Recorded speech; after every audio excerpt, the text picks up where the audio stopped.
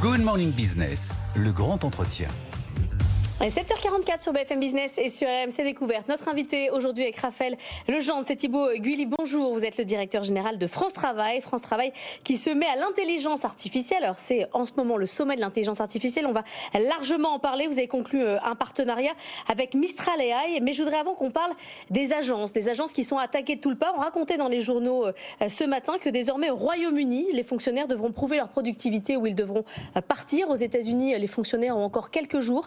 Ils ont un répit pour savoir s'ils doivent démissionner ou pas. En France, on a le Rassemblement national qui réclame la suppression de l'ADEME. On a Reconquête avec Sarah Knafo qui vous a attaqué directement en disant que France Travail était beaucoup trop cher par rapport à ce que faisait LinkedIn. C'est pas facile d'être à la tête d'une agence aujourd'hui. Est-ce qu'il faut défendre son activité ?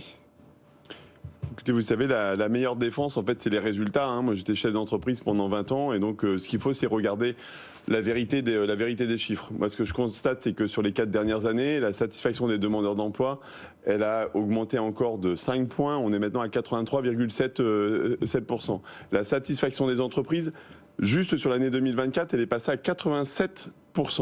En revanche, est-ce qu'on a des progrès à faire ? On continue d'en faire. On aura l'occasion d'en parler sur nos investissements dans le digital et dans l'intelligence artificielle. La refonte d'un certain nombre de services pour pouvoir encore augmenter en performance et en efficacité. Mais vous savez, ensuite, ceux qui font de la politique sur le dos de chiffres faux, on ne peut pas y faire grand-chose. Quand on confond le budget de France Travail avec le budget de l'assurance chômage et que j'entends des hommes politiques appeler à supprimer l'assurance chômage, je trouve ça assez inquiétant et j'invite chaque Française et chaque Français à se poser la question de ce que serait le pays sans un système de protection sociale. Sarah Knafo, c'est quand même intéressant ce qu'elle dit. Alors, c'est vrai qu'il y a un mélange assurance chômage et le budget de fonctionnement de France Travail. Elle dit qu'il y a plus de 40 milliards, c'est pas du tout le budget de fonctionnement de France Travail, mais elle dit quand même qu'il y a 54 000 personnes qui travaillent et que vous avez un taux de résultat, les chiffres sont vieux, 2017, mais de 13%. Seuls 13% des gens inscrits à France Travail retrouvent un emploi. Est-ce que vous corroborer ces chiffres? Est-ce qu'ils sont les bons? Et elle dit aussi qu'il n'y a que 22 000 personnes sur les 54 000 qui sont là pour aider les gens à retrouver du boulot. Est-ce que c'est vrai? Mais écoutez, d'abord pour quelqu'un qui est censé travailler, elle vient issue de la Cour des comptes. Voilà, elle vient quand même de la Cour des comptes. Donc quand même confondre le budget de France Travail avec l'assurance chômage. Il y a peut-être un peu de manipulation. C'est quand même assez fort de café. Un peu beaucoup. Plus c'est gros, plus et l'idée derrière, c'est de dire que vous coûtez trop cher. Et c'est sûr que de la part de quelqu'un qui a l'emploi à vie, se dire que j'ai pas besoin d'assurance chômage, elle le perçoit pas, mais encore une fois, mais un résultat, on va parler d'hier tout à l'heure, effectivement. Je renvoie aux Français. Ensuite, pour le résultat, sur les 54 000 personnes qui travaillent, 22 000, non, c'est 54 000 en fait qui travaillent. Simplement, les services, c'est quoi? C'est les entreprises. Moi, je préfère parler des résultats. Les entreprises, aujourd'hui, je vous disais, 87% sont satisfaites. Par contre, un sujet, c'est que les petites entreprises ne recourent pas assez à nos services. Elles sont moins de 20% à utiliser nos services. Les grandes entreprises, les PME, les entreprises de plus de 50, 200 salariés, elles plébiscitent nos services. L'artisan, le commerçant, la petite entreprise, non.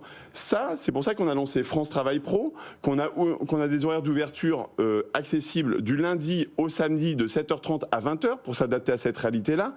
On est passé de 100 000 protections prospection en 2023 à 260 000 en 2024. Et on en fera 400 000 en 2025 et 600 000 en 2026. Et ça, sans augmenter les effectifs, parce qu'effectivement, on investit aussi dans le digital, dans la formation, dans ce qui fait qu'on peut être plus productif et plus impactant pour le pays. Mais est-ce que vous avez peur de cette espèce de trumpisation, de cette muskisation des esprits ?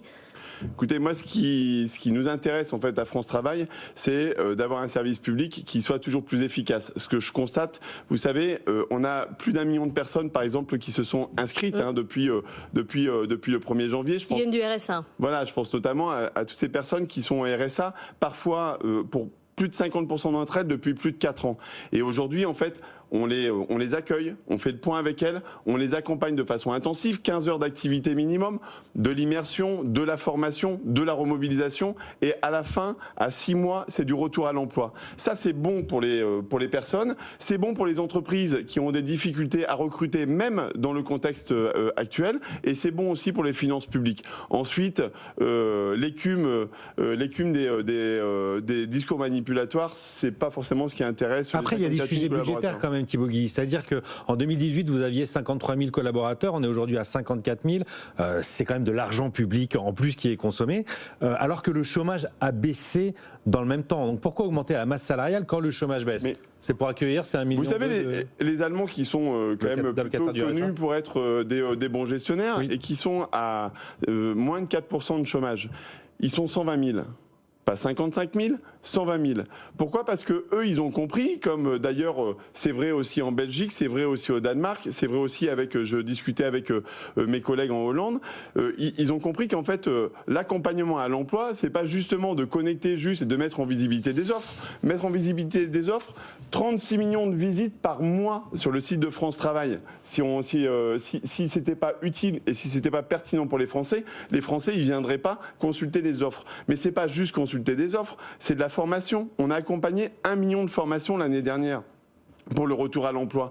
On a levé des problèmes de mobilité. Parfois, il faut accompagner sur le logement. Et tout ça, ça se fait pas juste avec une appli numérique. C'est de l'accompagnement concret. Alors par contre, sur le matching, là, on peut faire mieux avec de l'intelligence artificielle. Vous avez donc conclu un partenariat avec Mistral AI. Ça s'appelle Match FT. Ça va aider les conseillers dans leurs échanges. Concrètement, il y a un premier filtre qui va être fait avec un chatbot et après, vous avez un conseiller. Ça va marcher comment ? Exactement, c'est vrai que France Travail, on est engagé avec nos équipes sur la technologie de manière générale et l'intelligence artificielle depuis un certain nombre d'années. On a accéléré depuis 1 an. On a par exemple développé Chat FT, qui est notre chat utilisé pour l'indemnisation, pour améliorer l'efficacité de nos services. Déjà plus de 25 000, plus de 50% de nos collaborateurs qui l'utilisent au quotidien. Et puis ce à quoi vous faites référence, c'est effectivement quasiment la quintessence du métier du service public, de l'emploi, c'est de connecter une offre. Qu'est-ce qui se passe ? Vous avez un recrutement, par exemple, d'un préparateur de commandes à Salon de Provence. On va analyser son offre, elle va arriver, on va l'enregistrer évidemment dans notre moteur. On va analyser l'offre, on va analyser toute notre base de candidats, et on va dire, tiens, il y a telle et telle personne qui correspondent le mieux à cette offre-là, parce qu'ils habitent à 3 km, parce qu'ils ont travaillé dans la logistique. C'était quasiment manuel, quoi. Enfin, on avait déjà un service de rapprochement, simplement là, on peut l'affiner et le personnaliser beaucoup plus, parce qu'au-delà des données du CV, c'est-à-dire l'expérience professionnelle, le diplôme, tout ça, on le fait déjà, mais c'est aussi la proximité, la disponibilité, la mobilité, tous ces facteurs-là. Donc ça, c'est le premier élément, ça c'est l'IA statistique. Mais à ça, la révolution, c'est qu'on y rajoute l'IA générative. La personne va recevoir un SMS. Bonjour monsieur, je suis votre assistant virtuel. Est-ce que vous êtes intéressé par ce poste ? Est-ce que vous avez vu que ça démarre lundi à 6h le matin ? Est-ce que vous êtes disponible ? De là où vous habitez, est-ce que vous êtes mobile ? Est-ce que vous avez bien un véhicule ? Bref, de s'assurer que les conditions de succès sont les bonnes. Les demandeurs d'emploi répondent en 19 minutes sur la première interrogation, et en moins de 5 heures, on est capable de pouvoir trouver aujourd'hui un candidat à proposer à l'entreprise. Alors évidemment, c'est en test, parce qu'on teste ça, nous, avec nos conseillers sur le terrain, pour voir ce qui marche. On l'a déployé maintenant en Pays de Loire et en Centre-Val de Loire, et on analyse le ROI. Ça donne quoi ? Pour le moment, c'est très encourageant. Par exemple, quand je vous dis que on a plus d'une offre sur 2 où on arrive à trouver des candidats qualifiés en moins de 5 heures, la satisfaction de nos conseillers est forte. Pourquoi ? Parce qu'on supprime tout ce qui est tâches administratives finalement pénibles pour nos conseillers, et du coup, ils ont plus de temps pour s'occuper des personnes et de l'entreprise, et donc d'augmenter ensuite les chances de réussite. Et sur la sécurité des données, Thibaut Guilly, est-ce que vous avez avancé l'année dernière, en mars 2024 il y a les données de 43 3 millions de personnes qui avaient potentiellement été exposées. La CNIL a tiré la sonnette d'alarme sur ces questions de données personnelles. Est-ce que vous avez avancé ?